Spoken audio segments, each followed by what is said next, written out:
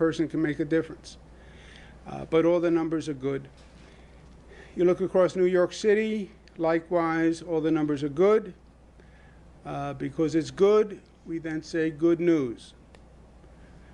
Data is clear. We congratulate New Yorkers because they climbed the highest and hardest mountain, and we are on the other side. The big caution, the but, is we don't want to climb any more mountains. It was not fun. It tested the character of the people of the state, tested the competence of the government, and New Yorkers did it. But we don't want to do it again. And we're wary of new threats that are on the horizon. And that is the bad news, is the concerning trends that we're seeing around the country primarily. And it's important that we learn the lesson of what we have gone through. This is not that COVID descended on us yesterday. It's been 6 months. In New York, we were ambushed. Virus came from Europe. Nobody knew. Nobody told us. We woke up one morning, and the spike was already happening. We were ambushed. That's not where we are today. It's been 6 months. We know what COVID is about. We've been talking about testing and tracing and quarantine. It's been 6 months. Let's at least learn the lesson of the past 6 months. Let's learn the facts of the past 6 months. We're still having this same inane political discussion. Well, you should reopen right away. No, that was never the question. And now we have 6 months of experience to know what happens when you do that, right? It wasn't about do we reopen or not? The question was always, yes, you reopen. Of course you reopen. You reopen as quickly as you can. But you have to be smart in how you reopen. You have to follow the science and the metrics. You still have today people who are operating politically suggesting just reopen. Just reopen. Even President Trump isn't saying that anymore. And he was the main booster of that theory, right?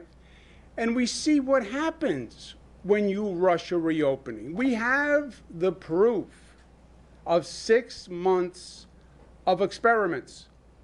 Some states reopened right away. Some states, New York, said no. Let's do a phased reopening. Let's study the metrics. And let's do it intelligently. And in the long run, that will be better, because if we just reopen immediately, we run the risk of the virus going up and then we have to close. That is exactly what has happened. It's not a question of political theory. He said, she said, conservatives say this, this one said. We have the results. We went to the laboratory, we tested it. New York began reopening May 15th. I said at that time, we expect the virus may go up once you start reopening. Why? Because the activity is going to increase. More activity, more spread. We started reopening. You know what happened? The number went down. It didn't go up. It went down. I was wrong. To the positive. I thought it was going to go up. The number went down. Because it was a smart reopening, because we're on top of it, we're studying the data, etc. Look at the states that rushed to reopen, and look at what is happening. Look at our curve versus their curve. It's undeniable. So why are we still having the same political argument? We know that rushed reopenings don't work, and the states that rushed to reopen are now reclosing. That's another new COVID word, by the way. I don't think there is any such word as reclosing. I'm sure Zach will point out that I used a word that doesn't exist, reclosing. It's a new word in the state of New York. I just proclaim it a new word. They are reclosing. How did that help the economy? It didn't. It set the economy back. You look at where this country is versus other countries on the globe, we're behind the other countries. We got the virus from Europe. Europe now has the virus under control. They're quarantining us because they did a better job. So, learn the lessons and let's stop this non-productive political debate that is still going on in this state and in this country. No politics, follow the facts. That's what we did from day one. We do face a threat from the states that rushed the reopening and were not ready. You turn on the news, you listen all day, there's still problems in testing. States don't have tracing operations. States have some counties opening, some counties closing, some counties have this plan, some counties have that plan. They rushed the reopening. They were not ready for the reopening, or they just were not competent enough to handle the reopening because it was rushed.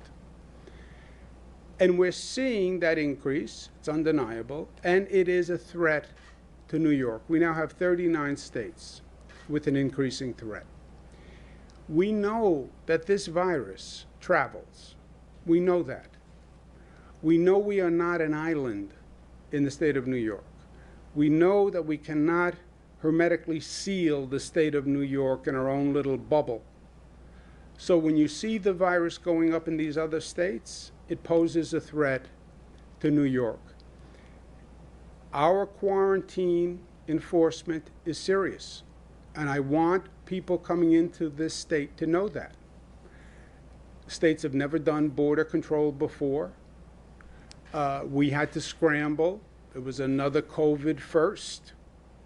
But we have police at airports. When you land, there is a police officer there. You have to fill out a form as to where you're going. It is illegal to leave the airport without filling out the form. And then we can follow up from the form. We have some people coming to New York saying, oh, I didn't know that there was a quarantine. I don't know how they did not know there was a quarantine.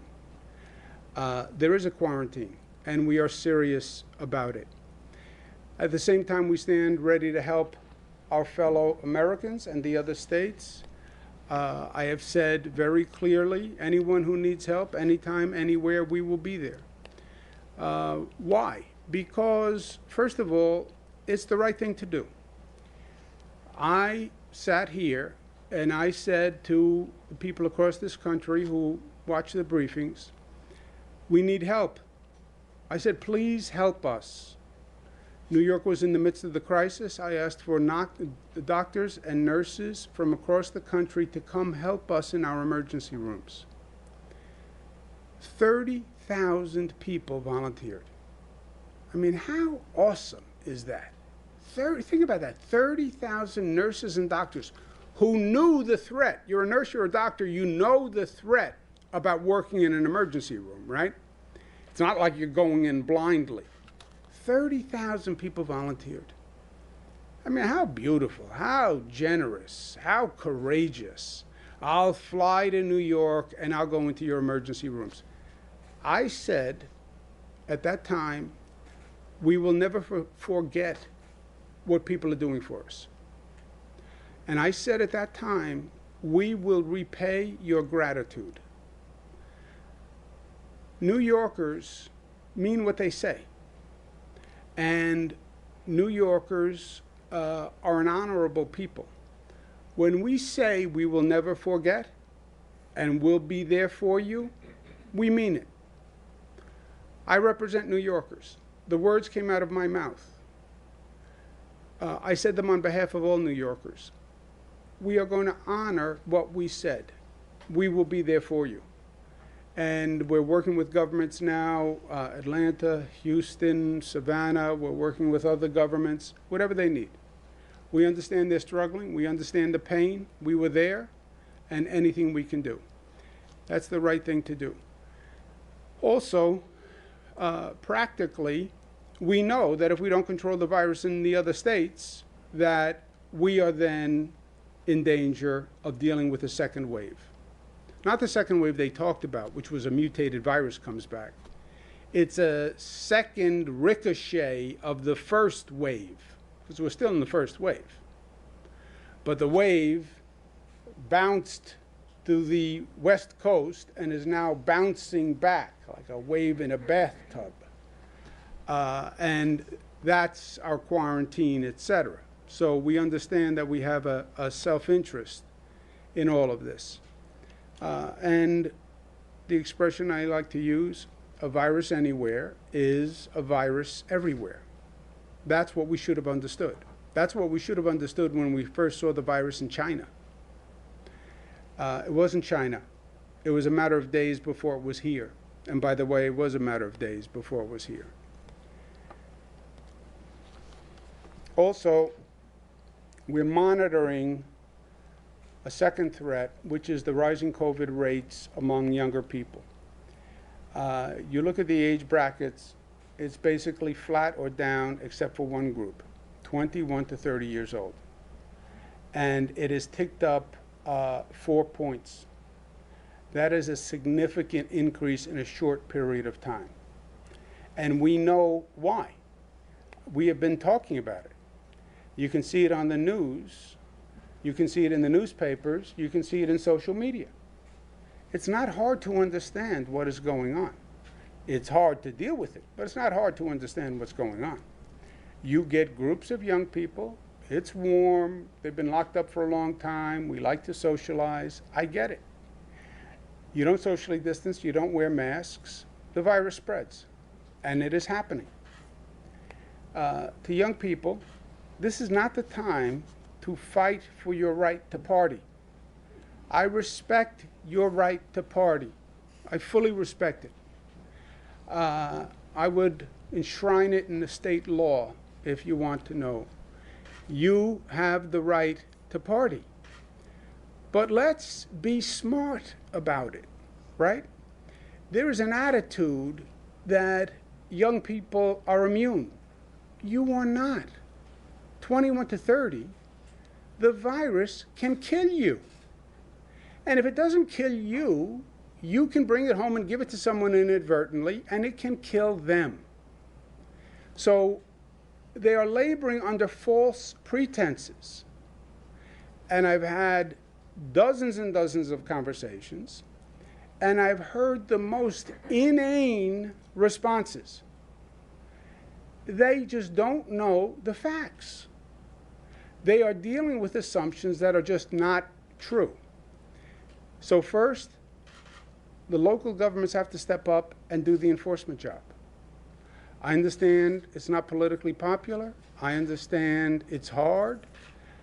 Some parts of the state, we have health personnel, local health personnel who have gone in, who have been accosted. I understand that. But you have to enforce the law. Just because people don't like the law that you're enforcing doesn't mean you don't enforce the law. Send them with a local policeman. If you need help, we'll get you help with the state police. But we have to enforce the law, and the local governments have to do it. New York City, NYPD has to enforce the law. Not just the sheriff's office. When New York City wants to enforce the law, you know who enforces it? The NYPD. Enforce the law. State Liquor Authority and the state police are going to step up their efforts dramatically, but they can't do it without the local police. I've said that from day one. Also, we need to get the facts to the young people who are participating, and they need the facts.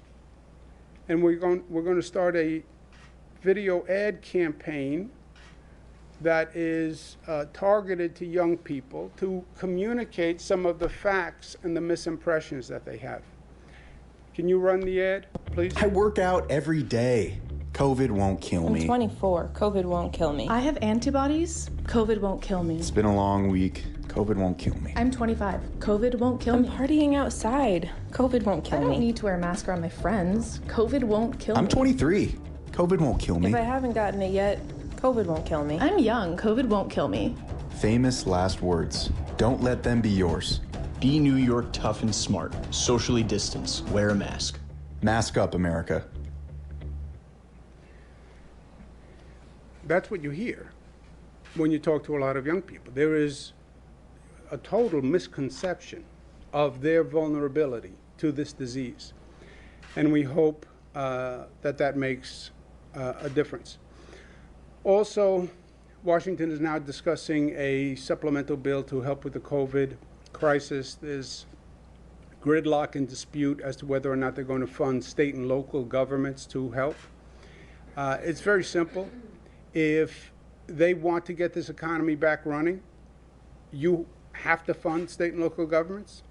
There is no economic model or research that says the economy is going to bounce back without funding state and local governments. The economic research says the exact opposite. Listen to Chairman Powell. Even the Wall Street Journal says the data shows if you don't fund state and local governments and they have to do dramatic cuts, that's going to hurt the economy. These Republican senators who say, well, they don't want to make the taxpayer pay to bail out blue states, Democratic states. Initially, Democratic states are the states that had the most COVID cases. Not true anymore. You now have Republican states that are suffering worse than Democratic states, right?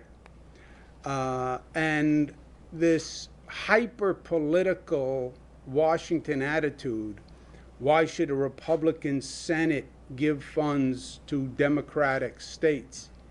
It's not even true. It is the epitome of hypocrisy. These Republican states have been taking money from the Democratic states for years. For years. You look at who gives and who takes, if you want to get to that basis. New York gives $29 billion. New Jersey gives $18 billion. Massachusetts, Connecticut, California, they all pay more into the federal till than they take out. You know who takes out? The Republican senators who are making this argument. Virginia takes out $82 billion. Maryland takes out $42 billion. Senator McConnell, Senator Rand, we want to save taxpayers' money. You know how you save taxpayers' money? Don't take so much money out of the till. You take out $37 billion more than you put in. You want to help taxpayers? Put some of the money back that you have been taking for years. That's how you help taxpayers. Question of federal troops in New York City. The president has sent troops to Portland, Oregon. The president just sent troops to Chicago, Illinois.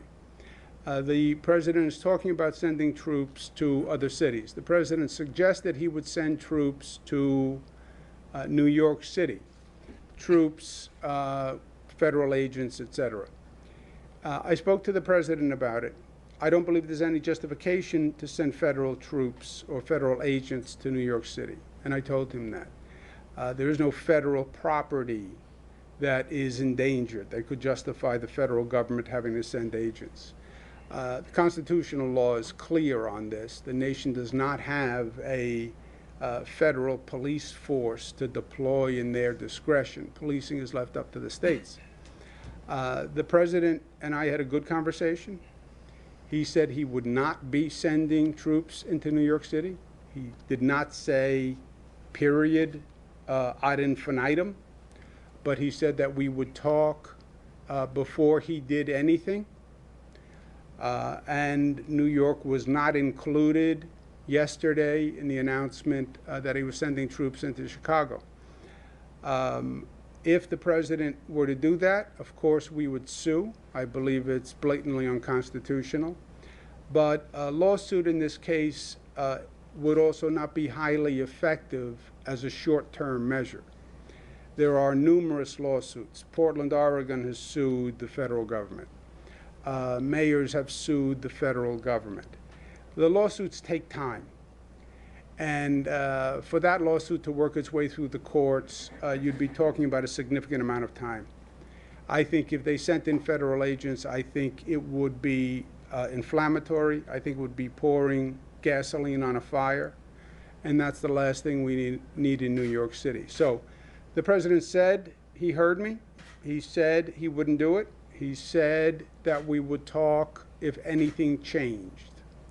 It was a good conversation, and I'm going to hold the president to his word, and I have no reason to believe anything other than that. And the president said if there was a change, we would have a conversation first. But I'll stay on top of this and monitor it, and we'll see where we go from here. But so far, the president has not said anything different than we had on the conversation. In the meantime, New York City must focus on quality of life and essential services. The rationale used in Chicago was crime. We have had crime increase in New York City. We have to get on that. The homelessness, the graffiti. So we have work to do here in New York. Long term, for New York City, we will need a significant effort to restart the economy. And I've said that from day one.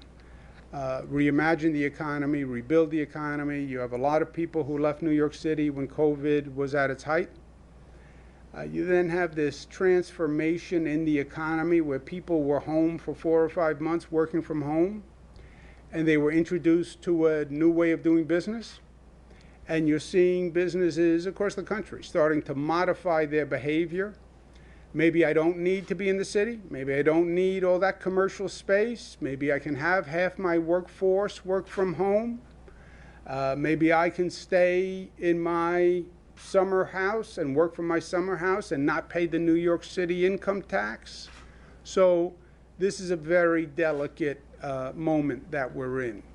You put on top of that the crime increase, put on top of that the scenes of looting that we've seen, put on top of that issues with the homeless, issues with graffiti. It's a bad combination that we're going to have to address. Now, one thing at a time, we have to get through the current crisis, which is dealing with COVID.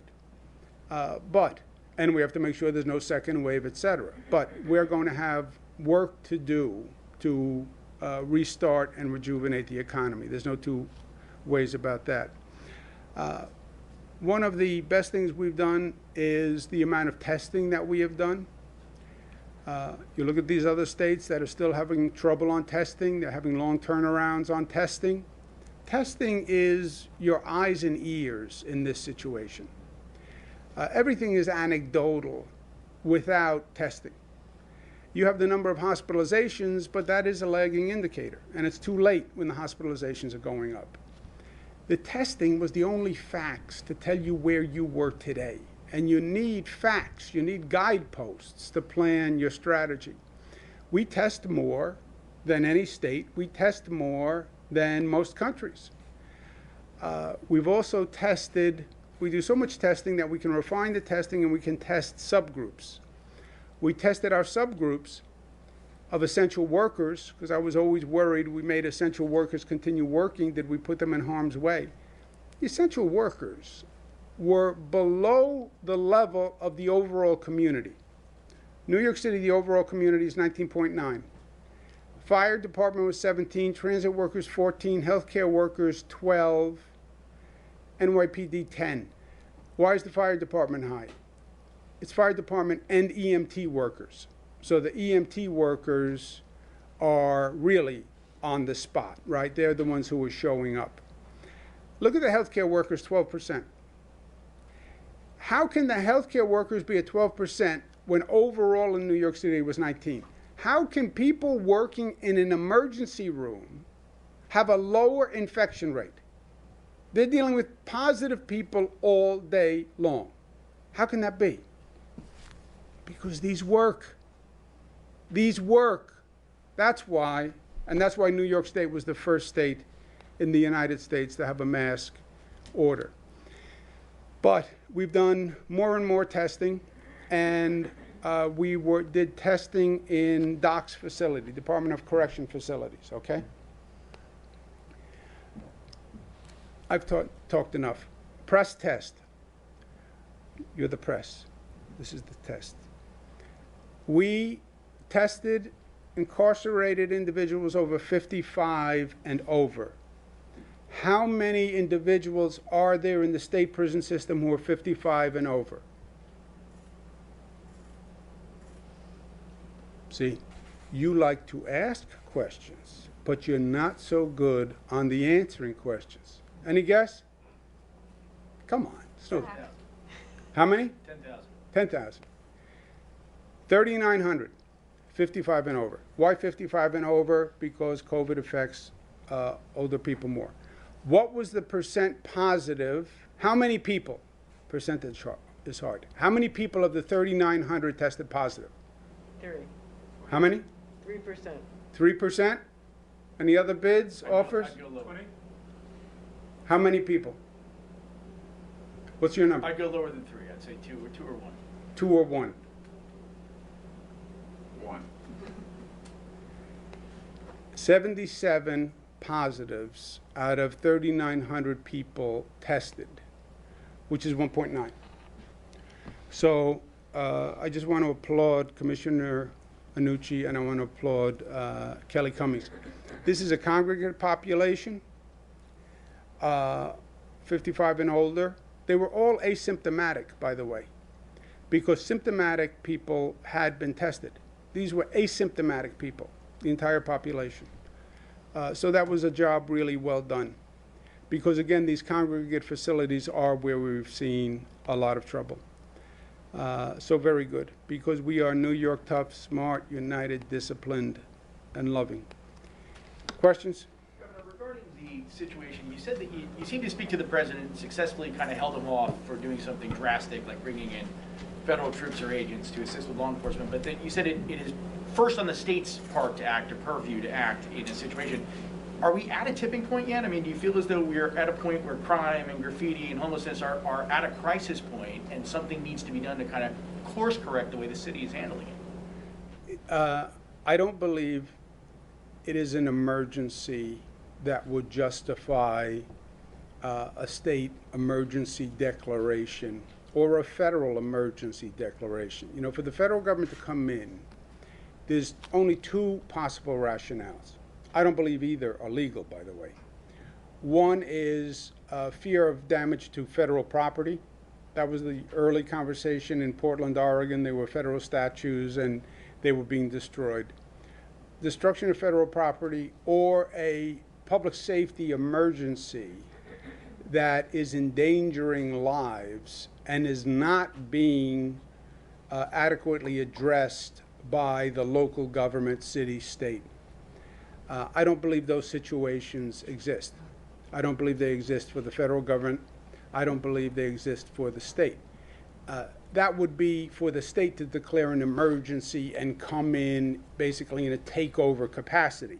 I did say during the nights of looting, it was a very serious situation.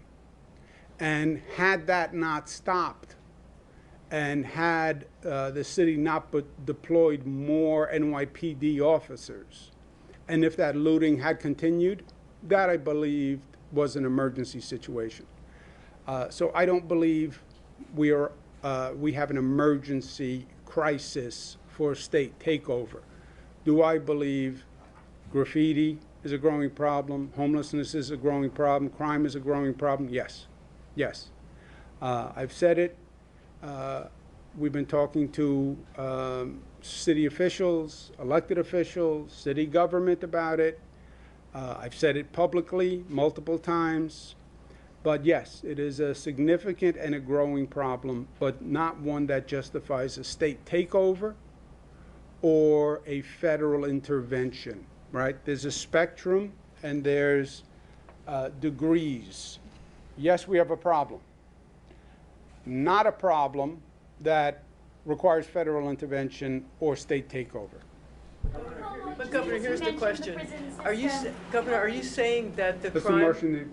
I'm not going Are you saying anywhere. that the crime, that the homelessness and the graffiti are keeping people who may have left for their summer homes or Connecticut or other states, preventing them from coming back into the city and helping the city have an economic resurgence or rebirth? Moshe, I'm not saying we know cause and effect now. We know the elements that are in the environment, right? The elements in the environment are people left because of COVID, because at one time we were the COVID hotspot. People left the city. We know people leaving the city for their homes in the Hamptons or Hudson Valley, young people going back to wherever they grew up, Chicago, etc. We have to get them back. We know complicating that is going to be this economic transformation that is happening, where people are now working from home and they're reevaluating their basic business modality. They're doing that all across the country. Maybe I don't have to go back. Maybe I can keep half my workforce home. That's happening everywhere. We know you also have, happening at the same time, an increase in crime. You had the incidents of looting. You know, for people who are in the city now, they will say the homeless problem is worse. The graffiti problem is worse. So you have all these elements happening at the same time. And it is not a good combination of elements. Which ones are more impactful than other ones? I don't know. My instinct is, if I had to guess, which I shouldn't do, but if I had to guess, my guess would be the business transformation is going to be have the most potential impact. If businesses just decide, I don't need to pay for $25,000, 25,000 square feet of space. I don't need it. They worked from home for 4 months. It was fine. That could be a problem. And the other factors, I think, are aggravating factors. Also, one more aggravating factor. The main attractions for New York City. Well, why do you pay a high rent? Why do you pay the income tax surcharge? Greatest restaurants in the world. Greatest cultural institutions in the world. I love Broadway. All right, but those things are not operating now. So that's an element. You mentioned the prison system. You failed to mention that the state's only tested 10% of inmates across the board, and among all inmates, not just 55 and above, the infection rate, I believe, was about 10%, as opposed 10 to 15%, as opposed to that's according to the data on your website on July 10th. So I'm curious if there's any plans to increase testing among inmates, and if that's something that is ongoing, and if you'll release any further information. The most recent data is from July 10th on that. Yeah, let's just make sure we're talking apples and apples. The earlier test we did was an antibody test. The antibody test says, did you have the COVID virus in the past? That was that 10%? Does anybody remember? Well, whatever it was about 10%. This test is what's called the diagnostic test, snapshot. Today, this is what the infection rate is. We tested the 55 and over asymptomatic. We test anybody who's symptomatic. Asymptomatic 55 and over, just on the theory of, well, these people are in a vulnerable class. Let's see what is the percentage who are infected now but are asymptomatic. And those are the numbers we saw today. Is that right, Tony? Do you have that number for the overall population, or no, as of today? What number? Go ahead, Melissa. No, I just wanted to make clear. So all along, we tested prisoners by the same standard as we tested people outside of prisons, right? So if you had come into contact with someone who was known to have coronavirus, if you were symptomatic, then you got a coronavirus test, and then you either were hospitalized if that was necessary, or you were quarantined off, and you were then monitored as the virus progressed. So prisoners through the entire length of coronavirus were treated the exact same way as the general population. What the governor asked the docs to do, which they did, was every single prisoner who was 55 and over, regardless of whether or not they had been in contact with someone who had coronavirus, and all these people were asymptomatic, because if they were symptomatic, they were already being tested. just blanket test every single person so we know. So we have a gut check what's going on in the prison system, make sure that what we believe to be the case was actually the case and that there hadn't been any outbreaks within the New York State corrections facilities. So we just did a blanket every single person 55 and over. The website actually hasn't been updated with those results. It's going to be updated immediately following this press conference. And what we found, which was really great news, is that there had been no outbreak and that the 55 and older population, it was 1.9% for positives, and then those people were appropriately either taken to the hospital if that was necessary, although in this instance, and Tony, correct me if I'm wrong, because they were all asymptomatic, I don't think that that was necessary, or they were then quarantined and they've been monitored. I'll tell you why we did it. There have been, if you have trouble sleeping at night and you watch many hours of news programming, which is an affliction, double affliction that I have. You have had outbreaks across the country in prisons that have been quite significant. Think about it. In some ways, it's worse than any other congregate facility, right? Because people are really on top of one another, more than in OPWDD facility, more than in a nursing home. So you've had prisons that have had serious outbreaks. And that's when we decided to go just test everybody, 55 and over, even if you are asymptomatic.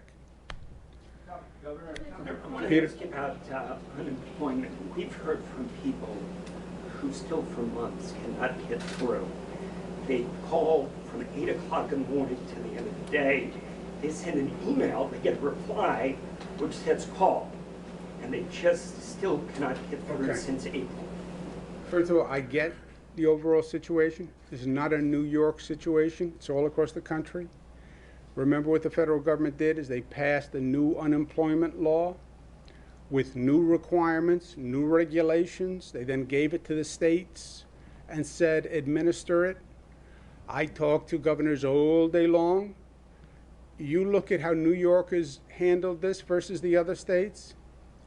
We have done a markedly better job than any state, even with a much higher number. You look at the number of people who have not yet gotten their check compared to any other state, we've done markedly better. Now, I know, at the same time, if you're the one who's waiting for your check, it's a problem. The people you are hearing from are not generally people who are the run-of-the-mill application. There are a lot of applications that are problematic. Not everybody gets a check. You have to meet certain federal requirements.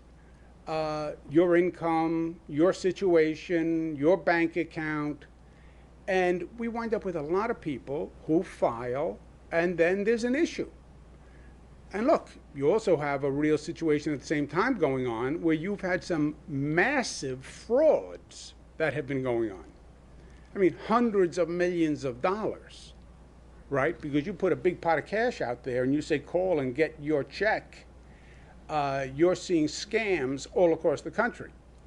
So we're working to accelerate the checks getting out the door, but I have a little voice in my head that says, beware when the pendulum comes back and there's an audit afterwards that says New York State gave out checks to people who shouldn't have gotten the money, which is inevitable. And then I'm going to say, well, we were rushing to move the checks very quickly because we wanted to get money out to people. And everyone in this room is going to say, but you should have never given a check to a person who didn't deserve the check. You should have audited them first. And you're going to be right. But let me give you Melissa has the numbers, but I just wanted to give you a little context. So the way that we calculate this is we look at claims that are 3 weeks or older, because on a sunny day in July when the economy is running perfectly, it takes DOL about 2 to 3 weeks to process a claim and get money out the door. So as of this morning, there are 1,259 claims that are 3 weeks or older. So any claim right now other than 1,259 are within the 3 weeks that on a sunny day in July when the economy is humming would take to turn over. On the issue of the phones, I actually had thought that the system had greatly improved, and I would like to follow up with you afterwards to hear from you're hearing from and see if there's something specific we can do to address that. How many people have we processed? 3.2 million people have gotten $34.4 billion since the start of this. And Peter, of those 1,200, there are going to be issues with people. It's not everybody who asks for a check gets a check. So people who are dialing their phone all day, every day, can finally get through to somebody and say, hey, what's going on with my client?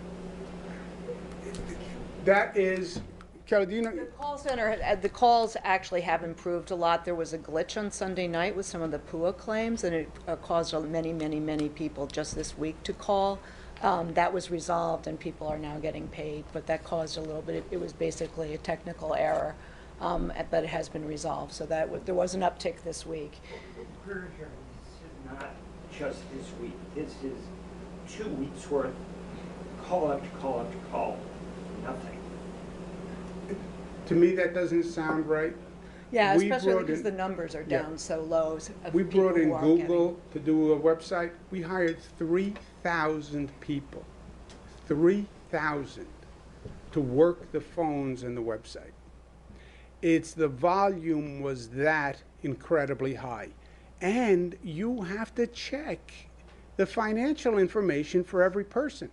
If you only have 1,200, how many were processed? There's 1,259 that are older than 3 weeks.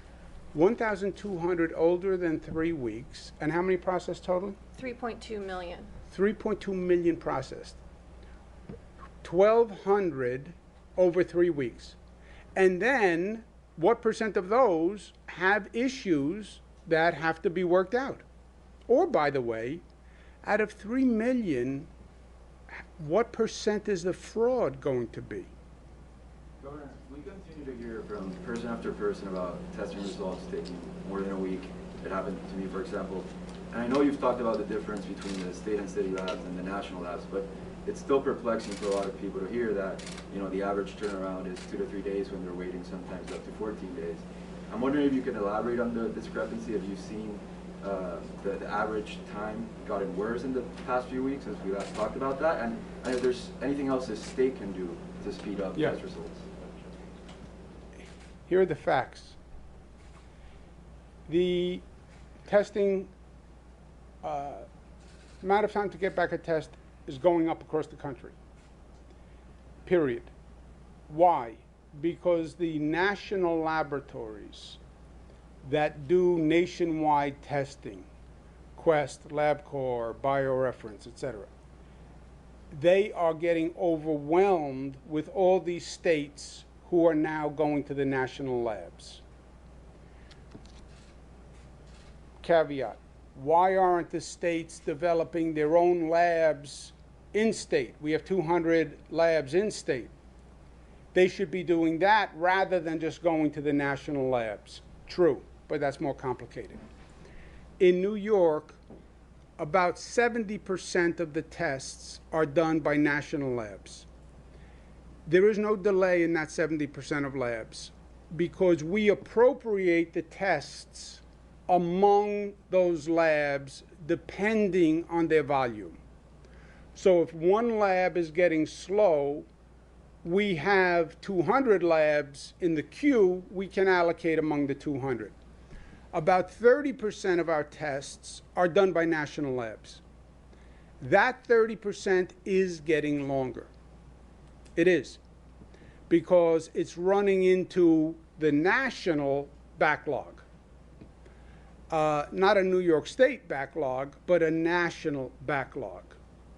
So 70% of the tests, no issue.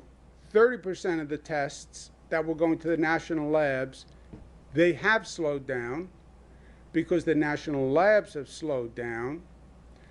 And the federal government is working on supply chain issues for the national labs, which is part of it. The states nationally have to do a better job of using their local labs to increase capacity. But that is going on. And Gareth can give you some specific numbers. Here's what's worse. What's worse is it's going to get worse because you're going to come into flu season. And right now, we have basically said to all the labs in this state, work 7 days a week, 24 hours a day doing COVID tests. And they are. Come flu season, that's their busy season. And they're going to start to say, we have to run flu tests. Also, the flu tests, we fear, we're trying to figure a way around this, but we don't have one right now. The flu tests will eat at the capacity for the COVID tests. That's compounding this fear of a second wave in the fall. But Gareth? If you look at how testing works in New York, we have about now over 800 testing sites. These are not labs, these are testing sites where if you want to get tested for COVID, you'd go there, sign up for an appointment, and they would swab your nose. And then each of those sites has to then pick a lab where they would send that specimen. So as the governor said, about over 70% of testing, those aren't going to the labs that have what you're seeing longer delays with. For example, we had about 69,000 tests yesterday. More than 50,000 of those did not go to the labs that are seeing long delays. And of those over 50,000, the average delay was about 2.6 days.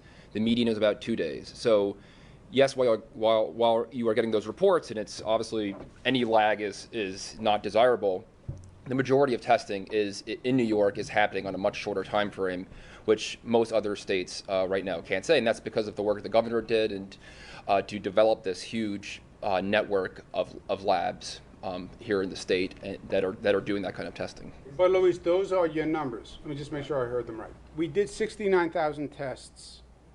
Of the 69,000, 50,000 had a 2.6 day turnaround.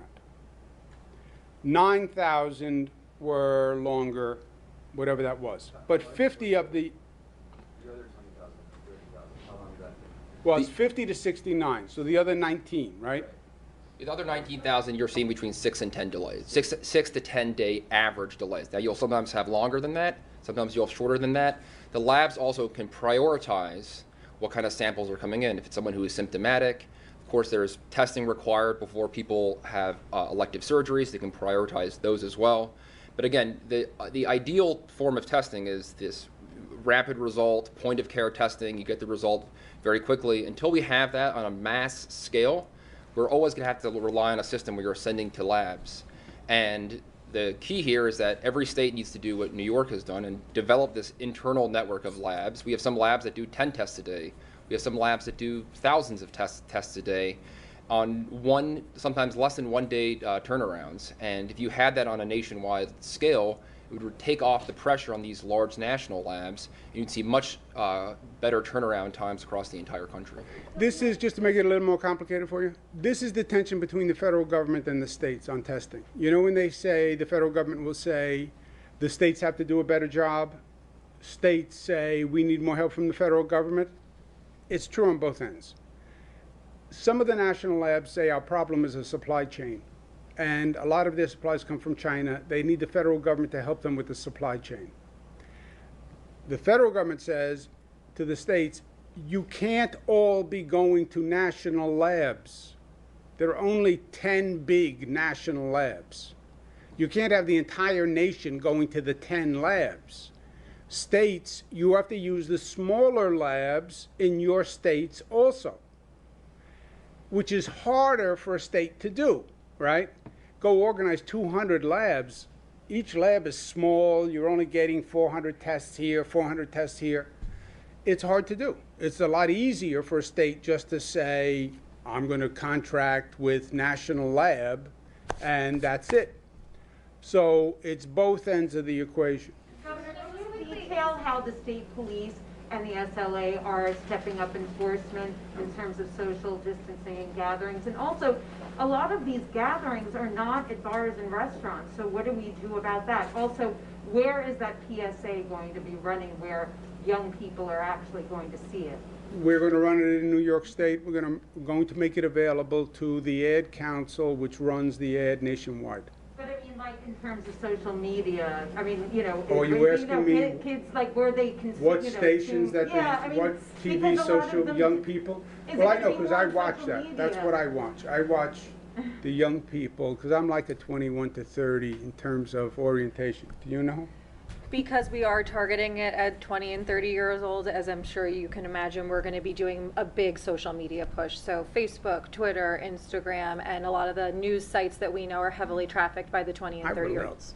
I relate to the 20, 30-year-olds. I do. I'm like, culturally, I'm there. Also, how is the SLA and state police stepping up the enforcement? of these SLA, gatherings? this is not And especially the ones, I mean, no, SLA can't be involved in the ones that are not at bars and restaurants, which has also been a problem. Yeah, the main problem, yes, you're right, there's a lot of elements to the problem. House parties, right? July 4th party in Albany, 30 positives. The main problem are bars, restaurants, because 21 to 30, you don't just have a gathering on a street corner and do bird watching. Alcohol is often involved.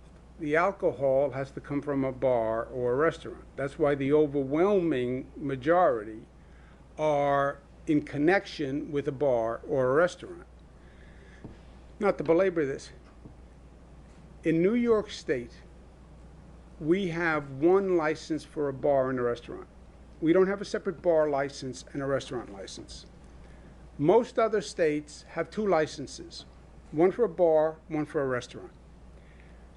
When they opened outdoor dining, they opened just the restaurant licenses. None of them, very few, opened bars, okay? The president now says young people don't go into bars, right? Most states did not open bars. Since we only have one license, we reopened bars and restaurants. But it was for outdoor dining. It was not for outdoor drinking. Bars that are now serving outdoor drinking, that was never legal. There was no bar license that allowed you to have a block party in front of the bar. That was never allowed. And this question of, well, food with the alcohol. Any bar, by our current law, existing law, let's call it that, any bar had to have food available. There is no bar that only serves alcohol. To be a bar, you had to have food available. Soups, sandwiches, etc. More than just hors d'oeuvres, chicken wings. You had to have some substantive food. The lowest level of substantive food were sandwiches. Even to be a bar, you had to have food available. We opened outdoor dining. Dining is you go with your friends, you sit at a table, you stay at the table, and you only connect with those people at the table, and the other table is socially distanced. What they have done with outdoor drinking, you don't sit at a table and drink. You mingle, you move, you say hello, you hobnob. That was never what outdoor dining was. So the SLA and the state police will focus on the licensed entity by the state liquor authority, the bar or the restaurant holder. And we are going to be aggressive about enforcement. Having said that, the state liquor authority and the state police cannot police the entire state. I don't know how many thousands of bars we have. We need the local government to do it. We need the NYPD. We need the Nassau Police. We need the Suffolk Police in the Hamptons. We need the Erie County Police. We need the Albany Police to do their job. Yes, go ahead. Regarding the new, thank you, Governor. Regarding the new restrictions put out by your administration yesterday, mandating that bars and restaurants may only serve food A person, for example, can buy a $1 hot dog and not eat it, but just, buy it just so they can hang around and drink. Are these rules actually effective? Well, there's a number of laws here. One of the laws is called the open container law. You can't drink an alcoholic beverage on the sidewalk. Forget the SLA law. You can't drink an alcoholic beverage on the sidewalk. Zach violates it all the time. But it is illegal. So there are laws to enforce besides the SLA food law. But everybody knew what the difference between dining and drinking, right? It's a fundamental difference. Who didn't ask a question? Governor, regarding the elections, the upcoming elections, when do you plan on detailing what the states will do to ensure all absentee ballots are counted and safe? We are going to learn lessons from this last election. COVID has forced us to rapidly transition to all these new systems. You close down schools. We had to rapidly transition to remote learning. And frankly, the system wasn't perfected. And you see all these issues pop up. You couldn't walk into a hospital. We had to deploy to telemedicine. You saw all these issues pop up. You can't vote at a voting booth anymore. You can't be online. Everything by mail. And you hyper-energize that system to do the transition. And you see a lot of issues pop up. So we're going to study those issues, see how we can make it better. And then there's a whole electoral time clock by when ballots have to be mailed, et cetera. But I want these boards of elections to first learn some lessons from all the things that went wrong and take some time to correct them before we do it again. Follow-up question? Go ahead, last question. Governor, I have a follow-up question. And I don't mean to be... follow-up, important. Really. Okay, but Governor, can I just ask about, because I know what you said about the bars and restaurants for the last week, but I think there's still some confusion out there. A block down from me on 57th Street, there's a bar. They have tables, nice partitions in between. You order a scotch and soda. They come and they bring a scotch and soda to you on your table and they sit down. What you're saying now is that's illegal? No. That is outdoor. We facilitated outdoor service for bars and restaurants.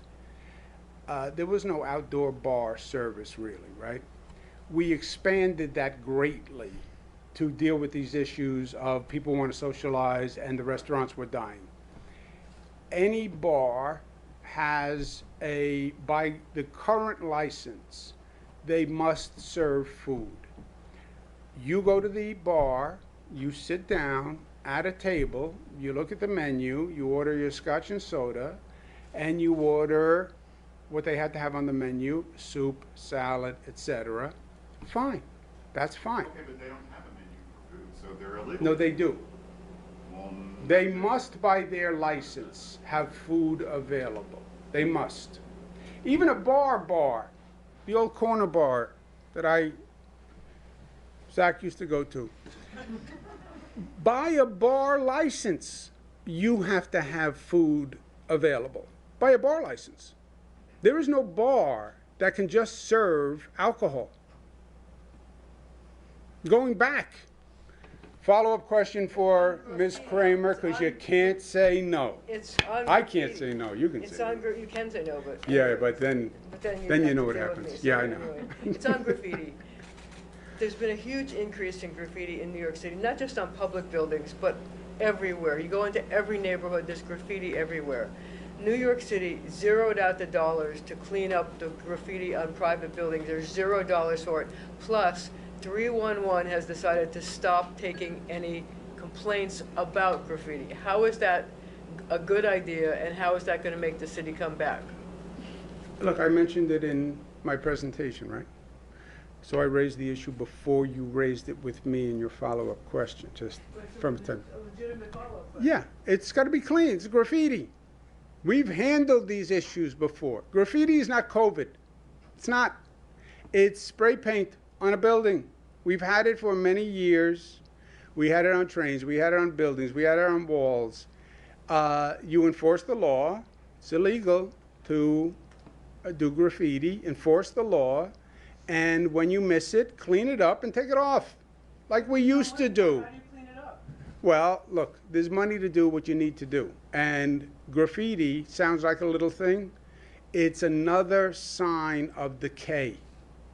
And what we're trying to do is say to people, New Yorkers on the way back, New York did a great thing in handling COVID. You look at our numbers compared to everywhere else, nobody did what New Yorkers did. And New York City is coming back better than ever before. We understand the challenges. And people need to see that progress. They certainly don't need to see deterioration. And graffiti is something we can handle. We're not talking about curing COVID. Get the graffiti off the building. Detergent, power washer, brush, get the graffiti off the building. I'm telling the mayor, the cleaning up the city is important. You have a lot of negativity in the air now. Positive, progress, move forward. Thank you, guys. I'll see you again. I'm not going anywhere. Always a pleasure, always a pleasure. That's a legislative change that has to be made by the legislature. I would support the legislative change. What's wrong with Cuomo chips? What's wrong with Cuomo chips? Yeah, what versus the Cuomo chips? Don't you like Cuomo chips? First of all, how did I get associated with chips? I don't know. There's nothing wrong with Cuomo chips. I enjoy them. They do not suffice in the existing law as a bar serving food. This is a law going back to the old days. The bar had to have food available, soups, sandwiches, even Cuomo chips were not enough. Thank you, guys.